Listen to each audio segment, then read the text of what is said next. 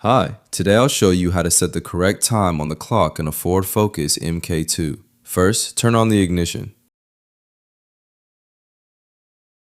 On the radio, press the clock button, then use these buttons at the bottom to select the hour field. You change the hours by turning the volume knob.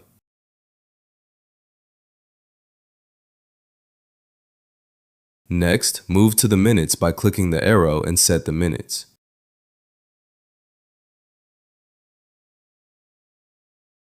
You can also set the date this way. Just keep clicking the arrow until you reach the date field. After setting everything, turn off the ignition.